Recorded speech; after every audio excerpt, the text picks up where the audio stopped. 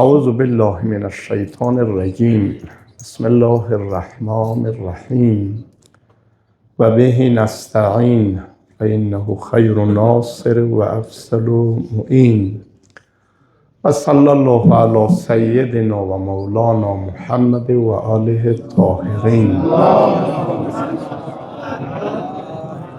قال الله الحكيم في قرآنه الكريم بسم الله الرحمن الرحيم في جنات يتساءلون عن المجرمين ما سلككم في سقر قالوا لم نكن من المصلين ولم نكن نطعم المسكين وكنا نخوض مع الخائضين وكنا نكذب بيوم الدين حتى أتانا اليقين فما تنفعهم شفاعة الشافعین. بحث ما در مورد معاد بود. اگر یاد عزیزانم مانده باشد در روزی گذشته خدمت نمازگزاران و روزداران عزیز، خواهران و برادران مؤمن و مؤمنه یادآوری کردم که بهترین عملی که انسان در دنیا به همون بهترین نقطه بهشت میرسانه چیه؟ شهادت در راه خدای. در بین اعمال خیر انسان هیچ عملی بالاتر از مقام شهادت و عمل شهادت پیدا نمی شود که انسان به همون بهترین نقطه از بهشت بر این دست پیدا کنه. ولی اینمی که در راه خدا، در راه دفاع از دین، در راه دفاع از قرآن، در راه دفاع از سربلندی و عزت مسلمین آدم مقاومت کنه، پایداری کنه، بالاخره در همین مسیر جام شهادت بنوشه، خدای متعال دیگه به همون بهترین نقطه بهشت بر این آدم مسکن و مأوا عنایت میکنه. ولی امروز این نقطه را یادآوری میکنم چی اعمال باعث میشه که خدای نخواسته انسان به همون بدترین نقطه جهنم بره. همونطوری که اعمال خیر انسان به بهشت میرسانه، اعمال خلاف انسان به طرف جهنم سوق میدهد. همونطوری که در بین اعمال خیر سلسله مراتب بالاترین مرتبه پایین مرتبه داره، اعمال خلاف انسان عیناً چنینه. اما ای که از همه بدتر هم وجود داره و اویی که کمی خوبتر و خوبتر. بالاخره ما میبینیم که در اونجا مکروه و حرام و بعد بین حرام هم بعضی حرمت ها خیلی غلیظه و بعضی هایش هم به او اندازه غلظت نداره. این یک تفاوت مراتب در بین اعمال خلاف انسان هم چی وجود داره. ولی خدای متعال 4 عمل در قرآن بیان میکند در سوره مبارکه مدثر که اینمی اعمال آدم در همون بدترین نقطه جهنم که سقر در همونجا انسان مسکن و مأوا میدهد. خدای متعال میگه فی جنات یتساءلون عن المجرمین. بغیر قبلا در جلسات گذشته هم خدمتی برادران و خواهران عزیز نمازگزار و روزدار اشاره کردم که فردای قیامت در بین اهل بهشت و جهنم یک مکالمه و محاوره صورت میگیرد. همدیگر میبینه، وضعیت و حالت و شرایط زندگی اون دنیا را از همدیگر دقیقا درک میکنن. در اینجا میگه یک عده در همون بهشت برین در اوج نعمتی که خدای متعال در اختیار از اینا قرار داره، میگه همین دیگرها را میبینه که در بین همون بدترین نقطه جهنم که سقره، سقر بدترین نقطه جهنمه. بعد یک مرتبه متوجه میشه که اینا در بین آتش، در بین عذاب در بین انواع شکنجه ها اینا دست و پنجه نرم میکند، دست و پا میزند، صدای داد و فریاد اینها بلنده. بعد میگه یتساءلون عن المجرمین.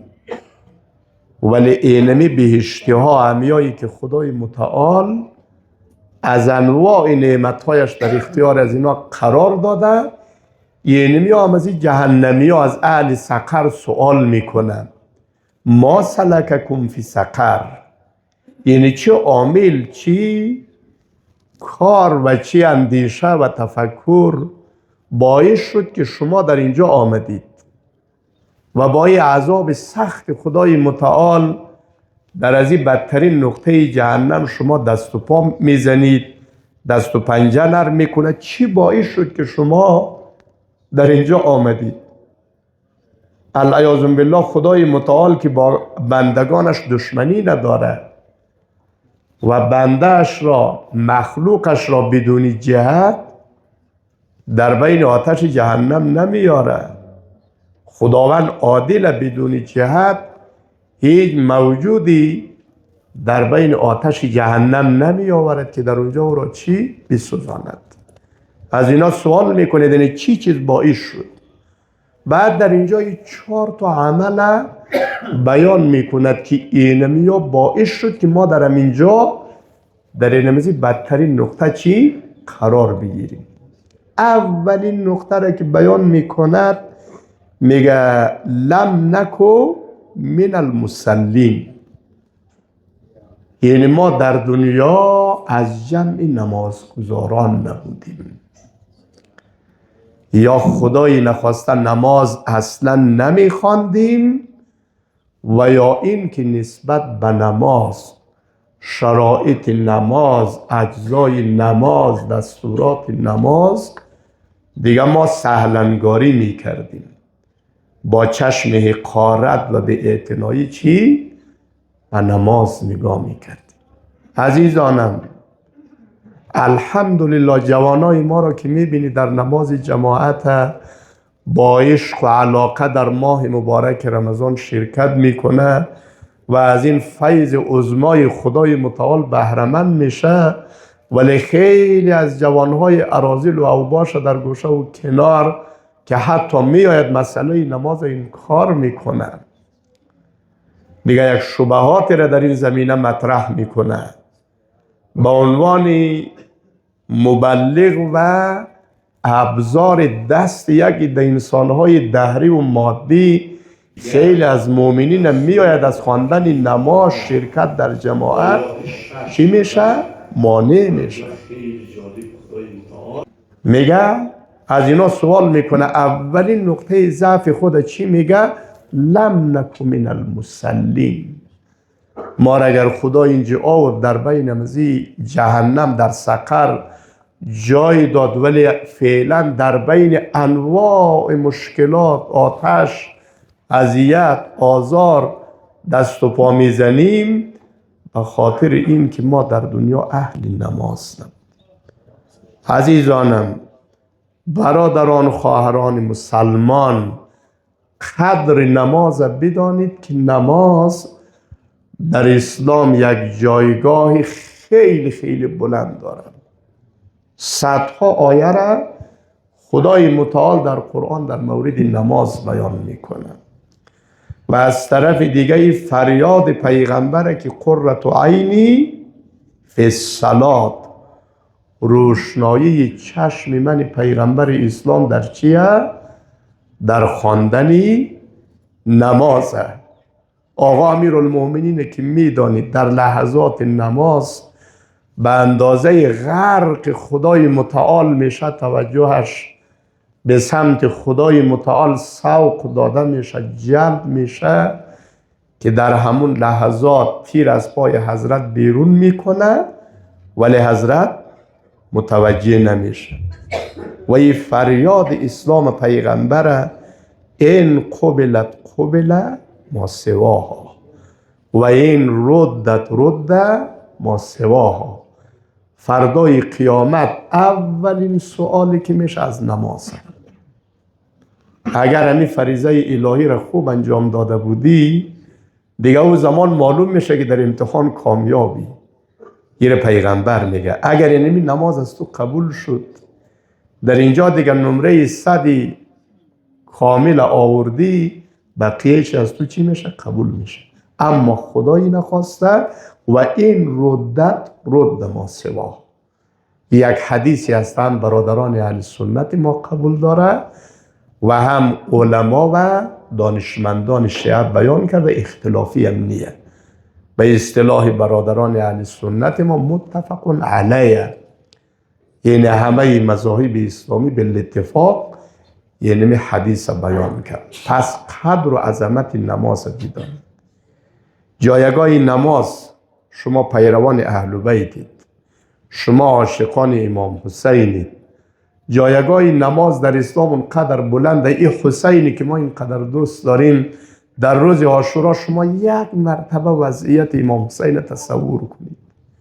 از هر طرف نیزه میآید، شمشیر میباره، بچه های امام حسین چند شبانه روز تشنه، از طرف دیگر خودش با او وضعیت میگه یک مرتبه که به یاد نماز میفتد، در اینجا حضرت دستور میده از جماعت اقامه شود.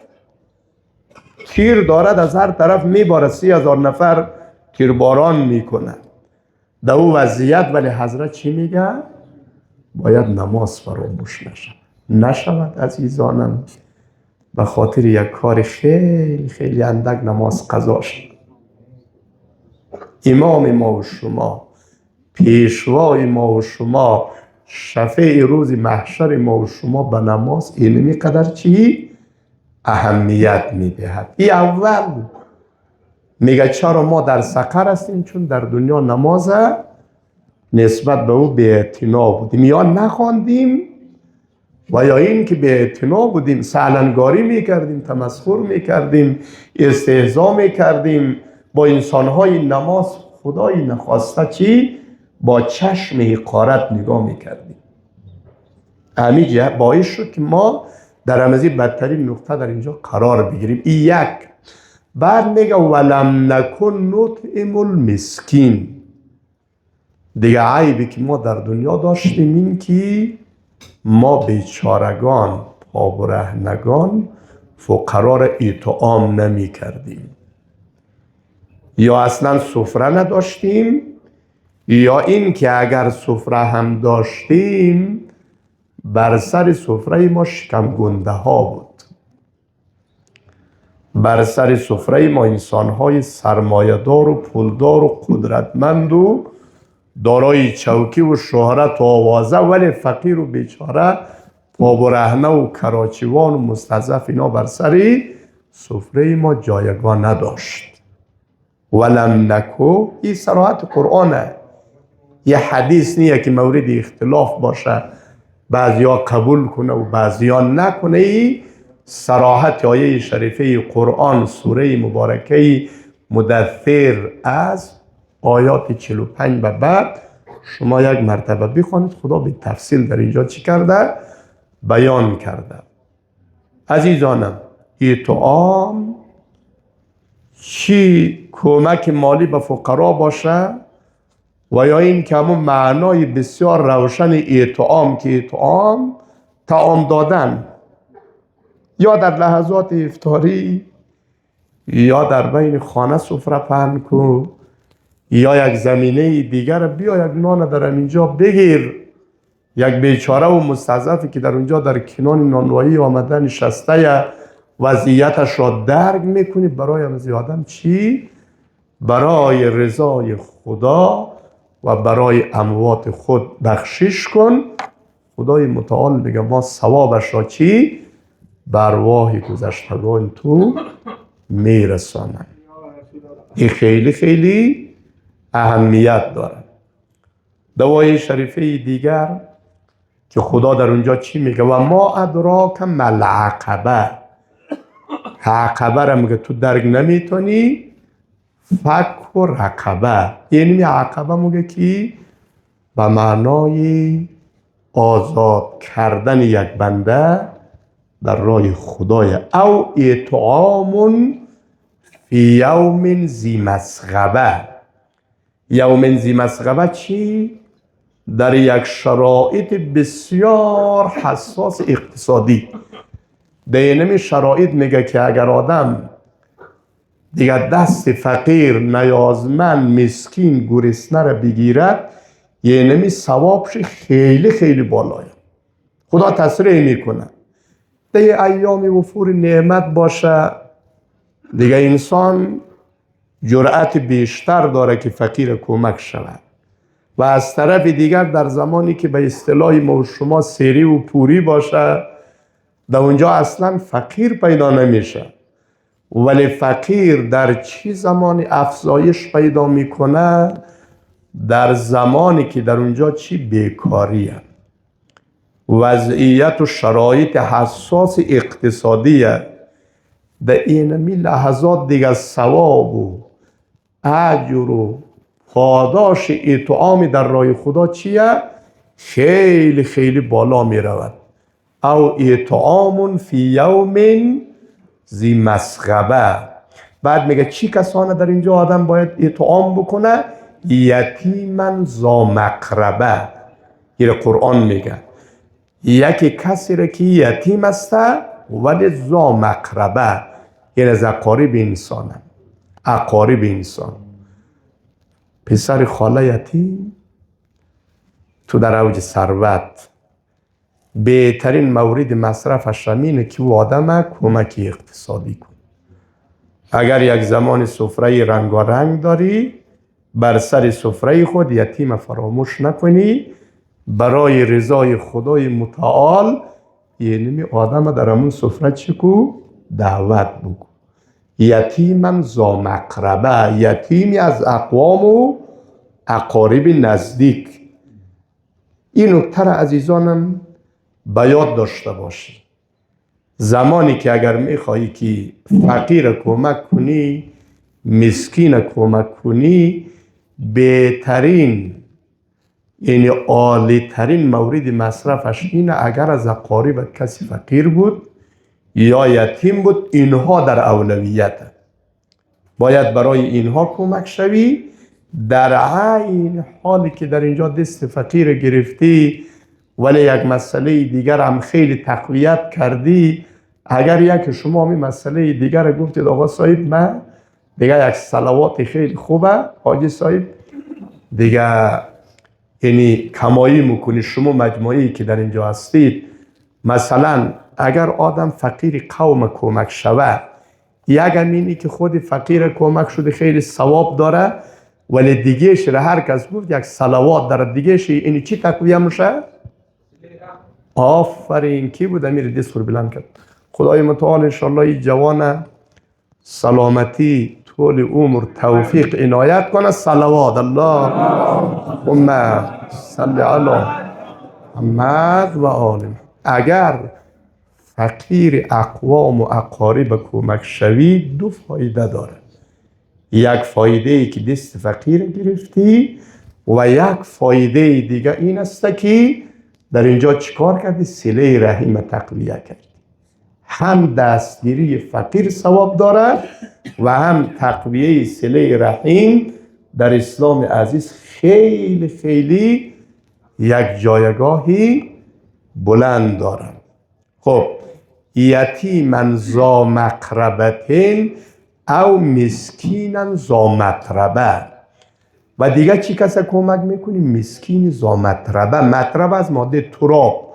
تراب به معنای چیه؟ به معنای خاک. یعنی یک مسکینی که او بیچاره روی خاک افتاده. شما میبینید ما متاسفانه خیلی کمک ها که در اینجا توزیع میشه، دیگه همه متنفذین یک طبقه خاص نام نمیبرن، کوشش میکنه که همه آدمایی که وضعیت اقتصادیش یکم خوبتره، دیگه خلاصه یک دارایی و یک وضعیتی دیگه بخورنمیر اینا را داره، اینا بیشتر کمک میکنه. ولی او بیچاره ای که در روی زمین افتاده و آدم به دستی فراموشی سپرده میشه. ولی قرآن چی میگه؟ میگه یتیما ذا مقربه، یتیم از اقارب. ولی مسکین زا مطربه، مسکینی که یعنی آدم خاک نشینه، یار نداره، یاور نداره، بیچاره، هیچ کسی نداره. دست اینمزی آدم اگر گرفتی این ثوابش در پیشگاه خدا چیه؟ خیلی خیلی بالایه. عزیزانم، آقا امیرالمومنین خیلی خیلی یعنی اسوه همه ارزش های، ولی سوره مبارکه هل اتی فقط در وصف اطعام علی نازل میشه. اونم سه دانه قرص جوینه، یک شو برای فقیر میده، یک شو برای یتیم میده، یک شو برای اسیر میده، ولی چون اخلاص علی و زهرا بالای از طرف خدای متعال بر پیغمبر در وصف این انفاق سوره مبارکه هل اتی نازل میشه که در این زمینه وارد بحث نمیشم چون خیلی طولانیه. اما سوم، این دوم شمی بود که ما در دنیا با فقرا رابطه نداشتیم. یعنی خلاصه اینه که ما در دنیا با واسطه نماز با خدا رابطه نداشتیم و با واسطه اطعام فقرا با بندگان خدا. رابطه من با خدا قطع بود و هم چی؟ با بندگان خدا. دیگه چی؟ و کنا نخوض مع الخائضین. دیگه اینمی که ما با اهل باطل، با انسانهای یاوسرا، با اینمی آدما ما همیشه چی بودیم؟ غرق بودیم.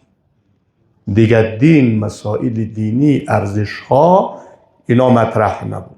در طول تاریخ، در طول عمر ما چی؟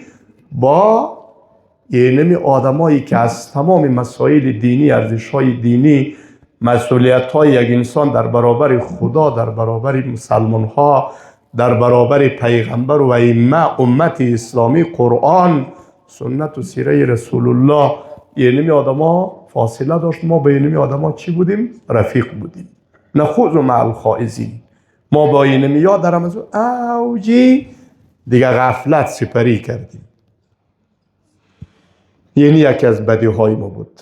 روی همین جهت عزیزانم همه ما، مخصوصا نسل جوان ما، بسیار بسیار متوجه باشید که در زندگی چی کس رفیق انتخاب میکنید.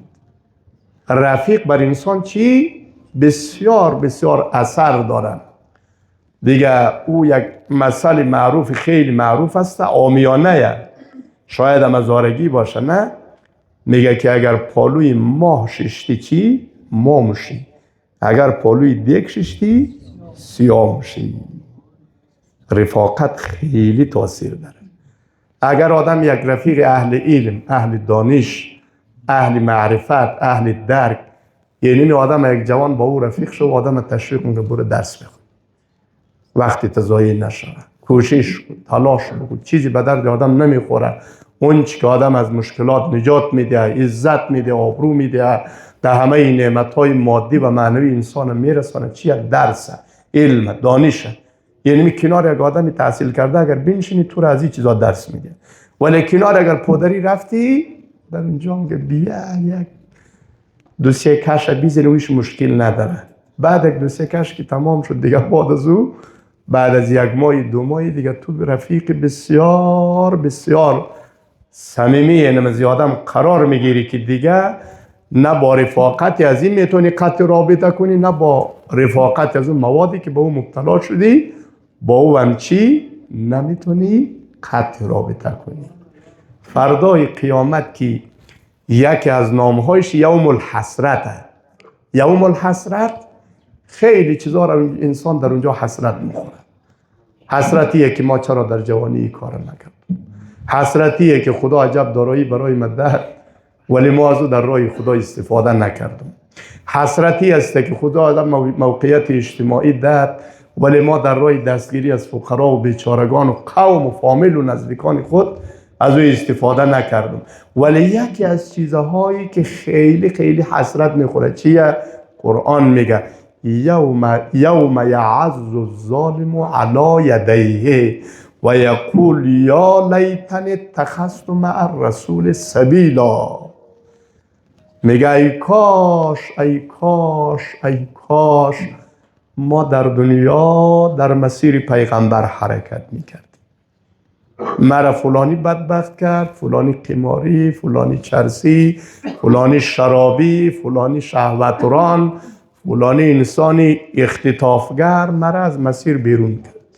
ای کاش ما در همون مسیر پیغمبر، در همون مسیر ائمه، در همون مسیر صلحا و شایستگان ما در زندگی چی میکردن؟ حرکت میکردیم. یا ویلتا لیتنی لم اتخذ فلانا خلیلا.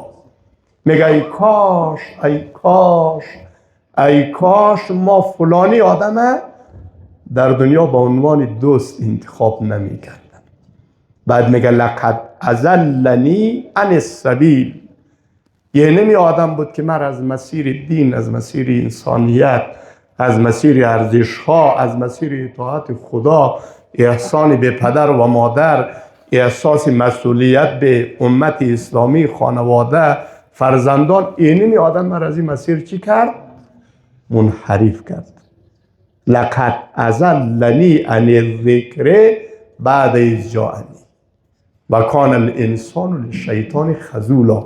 در ادامه آیه میگه که شیطان آدم چی میکنه؟ بالاخره خار میکنه، شرمنده میکنه. فردای قیامت اونایی که شرمنده میشه به خاطر این که در دنیا مسیر خدا و پیغمبر رها کرد، دیگه یا دنبال شیطانی انسی حرکت کرد. خیلی آدمایی که میام و شما رو در مسیر خلاف دعوت میکنه، یعنی می آدما در حقیقت شیطانه، ولی کالبد یعنی کالبد ما و شما فقط دو چیم داره و بینی داره. دیگه حقیقتا خود نمیزینا چیه؟ شیطانه. از دنبال ازی آدما در زندگی انسان حرکت نکنه. پس یکی از مشکلات میگه اینه در زندگی که ما در سقر آمدیم به خاطر که در دنیا دوستانی خوب انتخاب نکردیم. بعد در آخر میگه و کنا نکذب بیوم الدین. و دیگه مشکلی که ما داشت می بود که ما مسئله قیامت فراموش کردیم. مسئله قیامت پیشوایان دینی ما و شما خیلی تاکید میکند که قیامت فراموش نشه. همی از قیامت غفلت کردی، او زمان دنبال گناه میری. ولی همینی که آدم بگه ما قبر است و قیامت و عالم حساب و کتابه، یا آدم ها هرگز هیچگاهی گناه نمیکنه. پس چند چیز میگه باعث شد. اول این که ما نمازگزار نبودیم در دنیا، و دومش این که فقرا را در سفره خود دعوت نمی کردیم، و سومش چی بود؟ سومش این که ما با آدمای بد رفیق شدیم، و چهارمش این که ما قیامت و قبر در دنیا منکر بودیم. خدای متعال انشاءالله برای ما توفیق عنایت فرماید که ما از هیچ کدوم این موارد در زندگی نباشیم. هم اهل نماز باشیم، هم اهل دستگیری از فقرا باشیم، هم بهترین انسانها را، بندگان صالح خدا را در زندگی به عنوان دوست و رفیق انتخاب کنیم، و لحظه هم در زندگی از قیامت غفلت نکنیم. اللهم وفقنا لما تحب و ترضا.